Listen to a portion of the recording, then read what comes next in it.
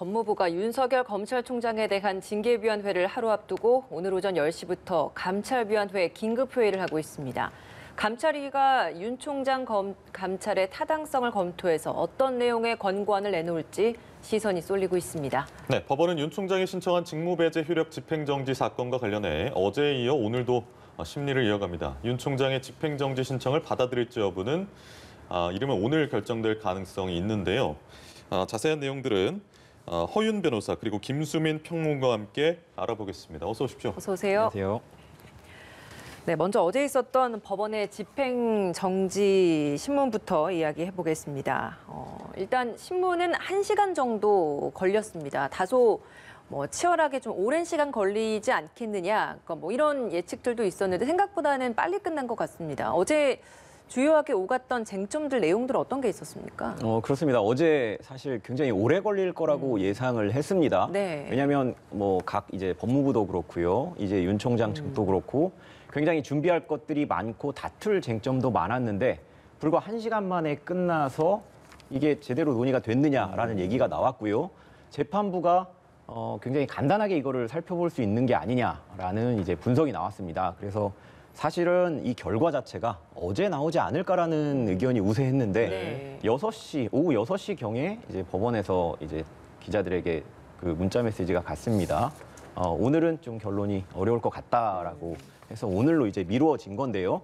이 결과가 어떻게 나올지 또 언제 나올지는 사실 예측하기가 어렵습니다. 다만 오늘도 안 나올 수 있는 거잖아요. 그렇습니다. 예. 오늘도 안 나올 수도 있는 거고요. 이제 내일 징계위가 예정이 돼 있기 때문에 내일 나올 수도 있는 건데 사실 법원 입장에서 생각을 해봤을 때는 오늘 내는 게 조금이라도 낫지 않을까 생각입니다. 왜냐하면 내일 징계위가 열린 뒤에 이 결정이 나오게 되면 네. 흔히 이제 법조계에서 얘기하는 게 지연된 정의는 정의가 아니다라는 게 있습니다. 아무리 중요한 쟁점이라 할지라도 시기를 놓치게 되면 그게 정의가 아니다라는 얘기인데요. 재판부도 아마 이 점을 명확하게 알고 있을 것이라 오늘 내는 결론을 내는 방향으로 갈 가능성이 높은데요. 우리가 이제 결과가 어떻게 될지 언제 결과가 나올지는 모르겠지만 좀 명확하게 알 수 있는 거는 두 가지인데요. 하나는 인용이 되거나 예. 아니면 인용이 되지 않거나 둘 중에 하나겠죠. 만약에 이제 법원이 인용을 하게 된다면 직무 정지에 대한 집행 정지를 인용을 했기 때문에 윤 총장은 이제 직무에 복귀하게 되는 것이고요. 그 의미는 뭐냐면 추 장관의 이러한 조치, 직무 정지 조치가 조금 잘못됐을 가능성도 있다. 잘못됐다는 건 아닙니다. 잘못될 가능성이 있다라는 점을 법원이 좀 보여줬다라는 것이고요. 만약에 기각이 됐다면 이 추 장관의 조치가 어느 정도 정당성이 있지 않을까라는 점을 법원이 좀 확인을 했다. 이 정도 분석은 우리가 내놓는 것은 가능할 것으로 보입니다. 네. 그럼 만약에 인용이 됐다가 복귀를 하면 내일 징계위원회에서 중징계 이상의 결정이 나면 이것도 인용도 별로 오래가는 결정은 아닌 게 되는 거죠. 그렇습니다. 그게 이제 부담스러운 부분일 텐데요. 법무부도 그런 논거를 펼쳤습니다. 법원이 오늘 집행정지, 그러니까 어제 있었던 집행정지에서 만약에 인용 결정, 기각 결정을 내리거나 인용 결정을 내렸을 경우에 효력이 지금 하루를 가지가 않거든요. 윤 총장은 내일 있을 징계위원회에서 지금 예상대로 바로는 중징계가 내려질 것으로 예상이 되는데요. 네. 중징계가 내려지게 되면 직무에서 또 배제되는 건 마찬가지입니다.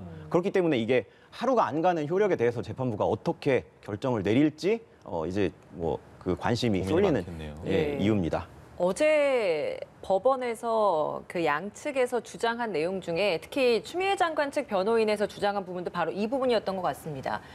이번 이 신청 자체가 효력이 얼마 가지 않는 것이고 너무 불필요한 것이다 이런 부분을 주장한 것 같거든요. 양측이 좀 주장을 했던 쟁점 내용들 좀 짚어보면 좋을 것 같습니다. 네, 그 밖에도 여러 쟁점이 있었는데요. 윤석열 총장 측에서 제기한 건 크게 두 가지입니다. 첫 번째는 이 징계와 직무 배제에 이르는 절차가 적법하지 않았다. 중간에 권한이 있는 사람들을 패싱하고 이루어졌다라고 하는 그 절차상의 문제를 제기를 했고요. 두 번째는 직무 정지가 되고 또 나중에 징계가 되고 하는 동안에 그리고 그 이후에 만약에 중징계를 받고 윤 총장이 소송을 걸다 치더라도 내년 7월이면 윤 총장 임기가 끝이 나거든요. 그렇다면 그 사이에 이미 시간은 다 지나가 버리는 것이기 때문에 회복하기 어려운 손해가 발생한다. 이 두 가지였습니다. 그래서 종합적으로 결론은 검찰의 독립성, 중립성을 침해한다라고 하는 것이 윤 총장 측 변호인의 논리였었고요. 네. 여기에 대해서 법무부의 반박은 공무원이 이제 징계를 받게 되기 전에 대기 발령을 하는 것은 당연하다라고 하는 일반론적인 논리와 그리고 이제 복귀를 만약에 윤 총장이 하게 될 경우에 어떤 그 수사 절차라든지 이런 것들이 훼손될 것이다라고 하는 우려가 있다라고 하는 것이었습니다. 그리고 검찰 독립성의 문제에 대해서도 그것은 검찰 조직적인 문제인 것이지 윤 총장 개인이 제기할 수 있는 문제가 아니다라고 하는 게 법무부의 반박이었습니다. 네. 어쨌든 숨가쁘게 지금 돌아가고 있는 이번 주인데 오늘 일정은 감찰위원회 회의입니다. 11명의 위원들이 참여하게 되고 이 중에 외부 위원이 3분의 2 정도가 되고 원래 이제 징계위 이전에 감찰위원회를 여는 게 법상 의무사항이었는데 이걸 선택사항으로 법 개정을 추 장관이 하면서 좀 이 부분이 좀 관심사가 되고 있는데 어떻게 좀 판단하고 계십니까? 예, 그렇습니다. 말씀하신 대로 지난달 3일 이 네. 규정이 개정이 됐습니다. 당초에는 어떻게 규정이 돼 있었냐면 이 감찰위원회 의견을 반드시 들어야 된다. 받아야 한다. 그렇습니다. 저렇게 받아야 써있네요. 한다라고 돼 예. 있었습니다. 그런데 이 부분이 이제 임의 규정이 된 거죠. 할 수 있다 정도로 되면서 사실 감찰위원회 의견을 듣지 않아도 되는 상황까지 지금 현재 돼 있는 겁니다. 그래서 이 규정이 논의가 된 게 조금 뒤늦게 알려졌을 때 이게 혹시 윤 총장에 대한 감찰이나 아니면 징계와 관련된 내용이 아니냐라는 의혹이 나왔었고요. 예. 며칠 지나서 실제로 윤 총장에 대한 감찰이 진행이 되면서 어느 정도 그 분석이 맞았다라는 그런 얘기가 나왔거든요. 예. 사실 이 감찰위원회가 위원 구성이 외부 인사가 더 많습니다. 뭐 3분의 2 정도 되기 때문에 추 장관이 원하는 그런 결과를 감찰위원회에서 제대로 내놓아 주지 못할 가능성이 높았습니다. 실제로 이 감찰위원회의 감찰위원으로 그 활동하셨던 분의 얘기를 들어보니까 보통은 이제 징계위원회가 열리기 전에요. 이 감찰위원회가 열리면서 감찰위원회에서 그 징계위원회에서 열리는 징계 사안에 대한 징계 수준이 논의가 되는 경우가 종종 있다고 합니다.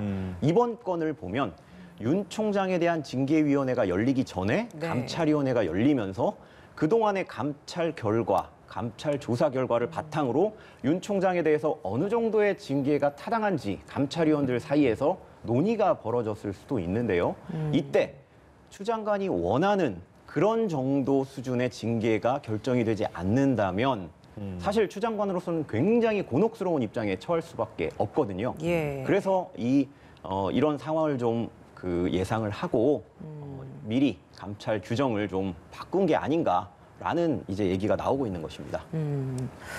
그래서 긴급하게 이런 반발이 있다 보니 이제 회의가 소집된 거지 않습니까? 10시부터 시작됐는데 그럼 오늘 감찰위원회 회의에서 다뤄지는 주요 내용들은 어떤 겁니까? 네, 일단은 감찰위원회 규정 개정 방금 말씀하신 부분에 대해서 감찰위원들이 문제 제기가 있을 것 같습니다. 왜냐하면 이게 감찰위원회를 패싱했다 이전에 규정을 개정하는 데 있어서 행정절차법을 따라야 되는데 행정절차법에는 법령을 개정할 때는 입법 예고를 20일 동안 하게 돼 있는데 그 입법 예고를 하지 않았거든요.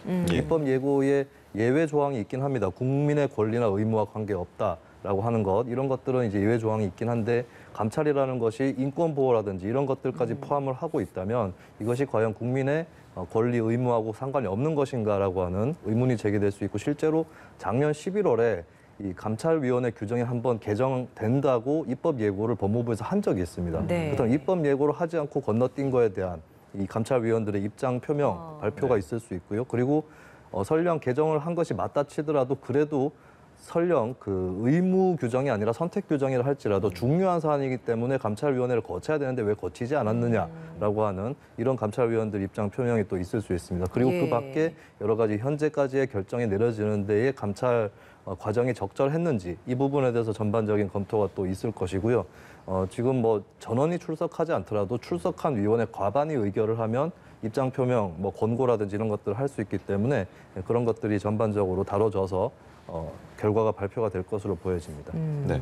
전체적으로 보면 절차적인 좀 사항들이 지켜지지 않은 부분이 있다라는 게 감찰위원들의 주장일 것 같은데 이게 설득력이 좀 있겠습니까? 어떻습니까? 그렇습니다. 뭐 절차, 내용과 절차가 항상 같이 가야 되는 것이고요. 평론가님께서 말씀하신 것처럼 이 절차상 하자가 중대하다면 결국에는 그 절차에 따른 조치 자체가 이 과정 자체가 잘못됐다는 것으로 나갈 수 있기 때문에 절차가 굉장히 중요합니다.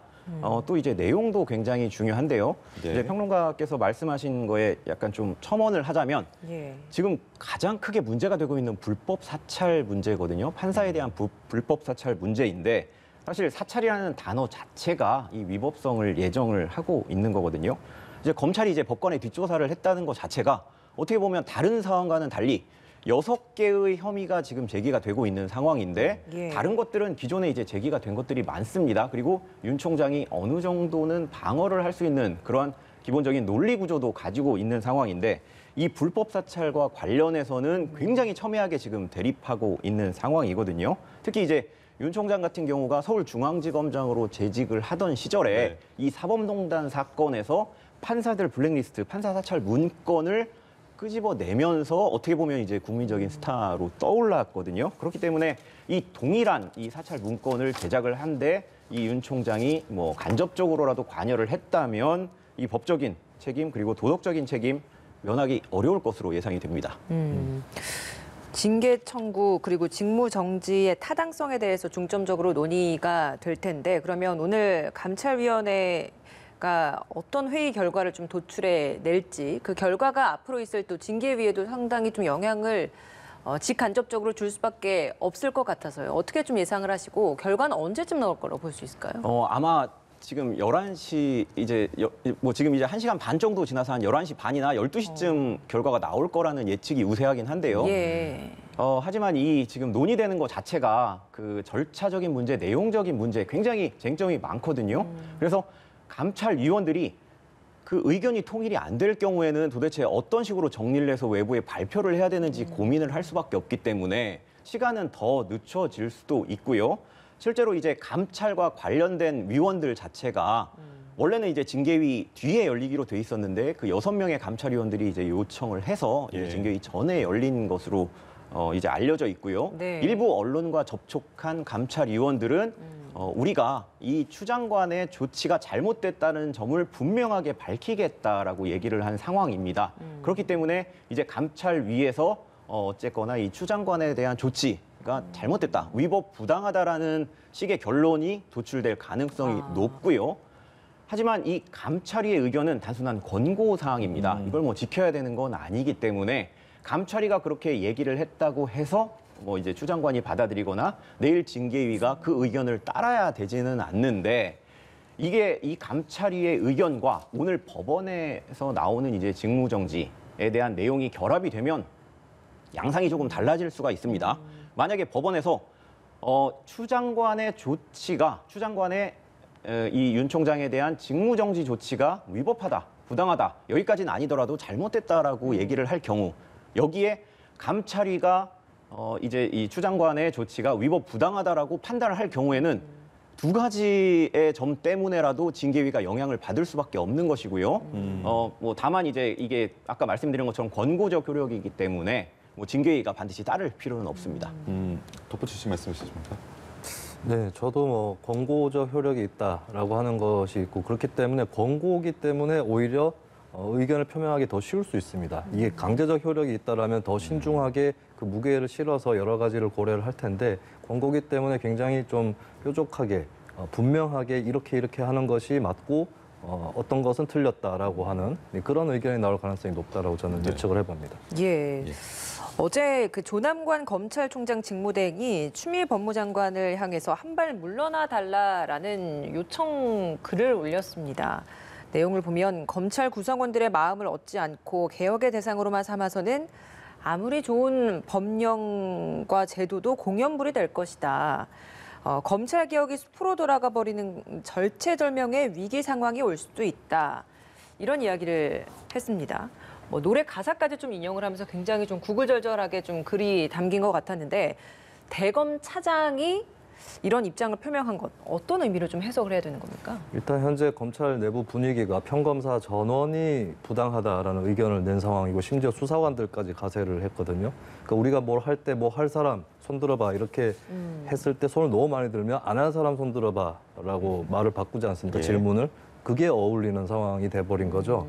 그런 상황에서 이제 조 차장의 그런 어떤 물 한 방울을 더 떨어뜨려서 잔을 넘치게 했다라고 표현을 할 수가 있겠습니다. 왜냐하면 이 조남관 차장이 사실 일주일 전만 해도 언론에서 추미애 라인 뭐 이런 얘기를 또 들었던 그런 인사기도 합니다. 실제로 민주당 정부하고 코드가 맞다라고 볼 수도 있는 게 김대중 정부 때는 의문사 진상규명위 파견을 해서 활동을 했었고요. 노무현 정부 때는 청와대에 또 파견을 가서 사정비서관실 특별감찰반 이쪽에서 또 활동을 하게 됩니다. 그리고 문재인 정부 출범 직후에는 그때 적폐청산 이런 것들이 굉장히 중요한 과제로 떠올랐을 때 국정원에 또 파견을 나가서 근무를 했고요.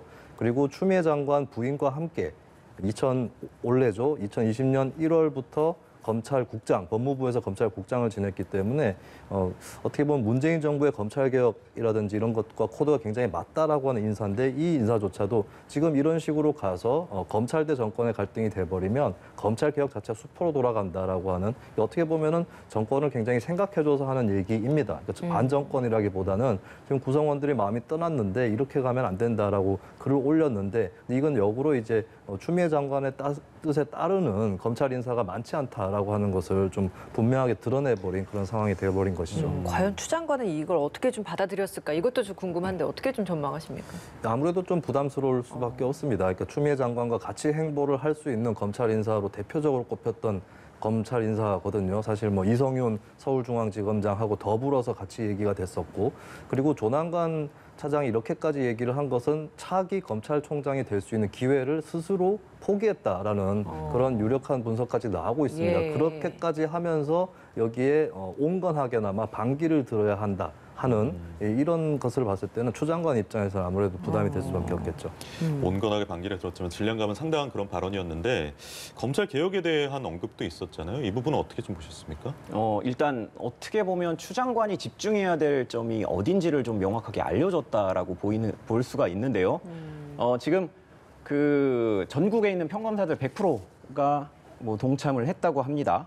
그래서 대검 34기 연구관들부터 시작을 해서 마지막으로 이제 부산지검 서부지청까지 오면서 평검사들 100%가 이제 동의를 했는데요. 이 추 장관의 조치가 좀 잘못됐다라고 동의를 했는데 이 정확하게 뉘앙스 자체를 좀 보면 윤 총장에 대한 일종의 찍어내기가 잘못됐다라는 뉘앙스는 아닙니다. 이 검찰총장이라는 자리는 임기가 2년 보장이 되어 있고 그리고 검찰의 중립성과 독립성을 추구하기 위해서 가장 중요한 자리인데 이게 사전에 충분한 조사나 소명 기회가 없이 전격적으로 결정이 됐다. 이 부분에 대해서 반발을 하는 것이거든요. 그렇기 때문에 이것을 뭐 윤 총장에 대한 이 검사들이 윤 총장을 뭐 100% 다 지지하고 있다라고 해석을 해서는 안 될 것 같고요. 왜냐하면 그 이제 추 장관이 법무부 장관이 되고 나서 검찰에 대한 인사가 몇 번 있었는데 첫 번째 인사가 뭐였냐면 윤 총장이 기용했던 인물들, 특수부 출신으로 굉장히 중하게 기용했던 인물들을 다 쳐내는 거였습니다. 다 한직으로 발령을 했고요. 당연히 그런 조치가 있었을 때 검난이 발생할 우려가 있다라는 분석이 나왔는데 조용했습니다. 왜냐하면 윤 총장의 인사에 대해서 불만을 가진 평검사들이 굉장히 많았다는 얘기입니다. 추 장관을 지지하진 않았어도 적어도 윤 총장을 뭐 100% 지지한다라고 볼 수 없는 이유가 여기에 있는 것이고요. 그렇기 때문에 이 그 대검 차장의 얘기는 지금 윤 총장에 대한 너무 찍어내기 쪽으로 비춰지고 있는 상황을 검찰 개혁으로 다시 돌려야 된다라는 어떻게 보면 추 장관에게 퇴로가 여기에 있다라는 점을 알려주는 것이 아닐까 그런 생각이 좀 듭니다. 그렇게 이 조남관 차장을 비롯한 검찰 전반의 자제 요청도 쇄도하는 상황에서 만약에 징계 청구가 부당하다라는 오늘 감찰위의 결과가 나오게 된다면 추미애 장관 역시도 좀 부담이 되지 않을까라는 생각도 들거든요. 어떻게 좀 생각하십니까? 조금 부담이 될 수가 있겠죠. 아마 이 감찰위원들이 외부위원들로 구성이 되다 보니까 그 발언의 수위가 상당히 셀 수도 있습니다. 그리고 6명의 이제 감찰위원들이 먼저 요구를 해서 이 뒤에 있는 일정을 앞으로 당긴 걸 보면 뭔가 이제 작심하고 나와서 뭔가 발언을 할 수밖에 없는 상황이 되는 건데요. 이 발언 내용은 뭐 우리가 좀 예상을 할 수가 있습니다. 추 장관의 이 직무 정지 조치 그리고 감찰이 적법 절차에 따르지 않았다라는 내용이 될 수밖에 없기 때문에 추 장관은 지금까지 절차와 내용에 있어서 전혀 하자가 없다. 윤 총장은 옷을 벗어야 될 직무를 정지당할 만큼의 비위가 크다라고 얘기를 해왔는데 그 점에 있어서 흠집이 나는 것이라서 아무래도 추 장관 입장에서는 좀 곤혹스러울 수밖에 없는 그런 상황이 될 것 같습니다. 네. 혹시 예. 징계 심의 기일을 연기하자 이런 권고를 내릴 가능성도 있을까요? 예, 그런 얘기가 나오곤 있는데요. 사실 오늘 열리는 이제 감찰위 자체가 권고적 효력을 가지고 있기 때문에 예. 아마 뭐 그런 얘기를 한다고 그래서 이제 뭐 징계위가 늦춰질 것 같지는 않고요. 그리고 두 가지 점에서 좀 살펴봐야 될 것 같은데 이제 가장 큰 문제가 이 감찰위원회가 징계위원회를 좀 뒤에 열어달라라고 얘기를 하는 것은 결국 이제 징계를 하지 말아달라는 얘기로밖에 비춰질 수밖에 없습니다. 왜냐하면 징계 자체가 위법하고 부당하다는 오늘 의견을 내면서 징계위 개최 일자를 뒤로 미뤄달라고 얘기를 하는 것은 결국 징계를 내리면 안 된다라는 얘기가 될 수밖에 없기 때문에 이 점을 추 장관이 고려할 수밖에 없는 것이고요. 추 장관 같은 경우는 올해 그 법무부 장관에 임명이 되면서 계속적으로 이 윤 총장과 반대편에 서서 어떻게 보면은 윤 총장을 검찰 개혁의 적폐로 이제 삼고요. 계속 진행을 해 왔는데 이게 이제 정점을 찍는 게 내일 열리는 징계위고요. 징계위를 통한 뭐 중징계 결정이 될 텐데 감찰이 얘기를 뭐 들을 거면 사실 뭐 11월 3일에 감찰 그 규정을 이제 개정하지도 않았을 것이고요. 네. 여기에서 멈춘다면 이 검찰 개혁, 크게는 검찰 개혁이라는 동력이 상실될 우려가 있기 때문에 아무리 감찰위가 뭐 징계위를 좀 늦춰달라고 해도 아마도 징계위가 늦춰지는 일은 없을 거라고 예상이 됩니다. 네. 그러면은 징계 결과가 어떻게 나올 것이냐. 뭐 징계법에 따라서 징계 청구권자인 추 장관은 직접적으로 관여는 못하지만 위원들을 구성할 때 충분히 입김을 행사할 수가 있기 때문에 뭐 중징계 이상이 내려질 것이다라는 게 대체적인 관측인데 두 분은 좀 어떻게 전망하시는지 먼저 평론가님께 네. 질문 드릴게요.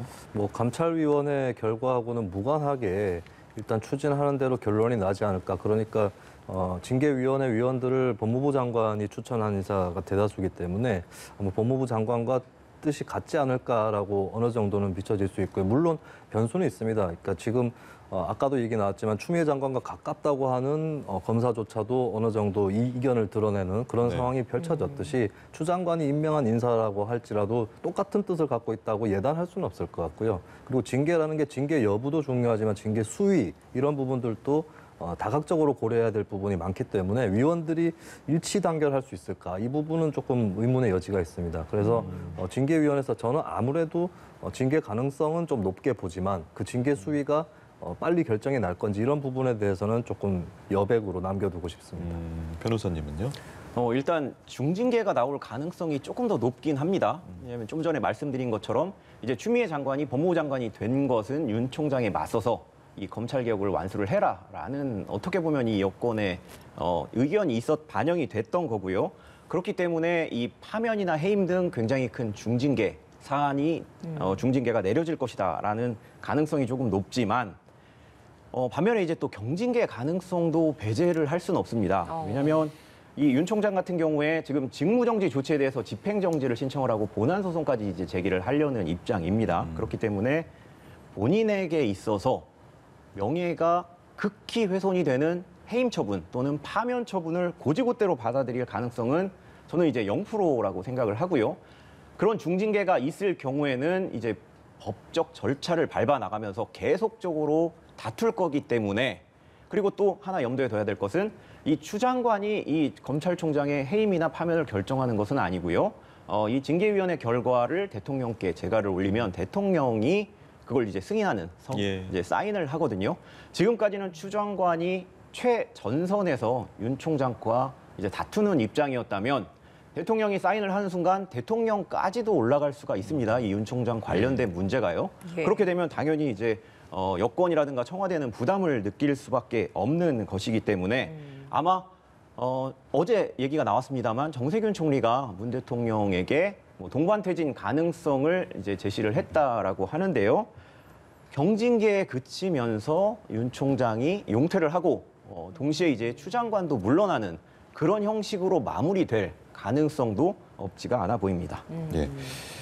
지금 윤 총장 임기가 7개월 정도 남은 상황에서 혹시 징계위 결정 이후에 윤 총장이 카드를 빼어든다면 실질적으로 봤을 때는 그렇게 녹록지 않을 것이라는 관측도 많아서요. 이 부분에 대한 말씀도 좀 주시죠. 네, 뭐 소송을 하다가 사실 1심 판결이 나오기도 전에 임기가 끝나버리는 이런 상황이 굉장히 유력합니다. 근데 윤 총장 입장에서는 이제 임기를 뭐 지킨다 혹은 직무를 어느 정도 행사한다 이걸 떠나서 이 중징계 자체가 부당하다라고 나설 거기 때문에 소송 말고는 다른 답은 없어 보이는 것이고요. 그리고 소송 외에 다른 대응도 없을 것 같습니다. 왜냐하면 예를 들어서 어떤 대응을 하는데 하다못해 해임이 되고 나서 뭐 기자회견을 한다거나 이런 경우에도 뭔가 정치적이다라고 하는 비판을 받을 수가 있거든요. 그렇게 되면은 정치적 중립 위반이다라는 이유로 법무부에서 징계를 시도했는데 거기에 어느 정도 힘을 실어주는 결과가 될 수 있습니다. 그렇기 때문에 어떻게 보면 윤 총장으로서는 다른 선택의 여지는 거의 없고 오로지 법정 대응.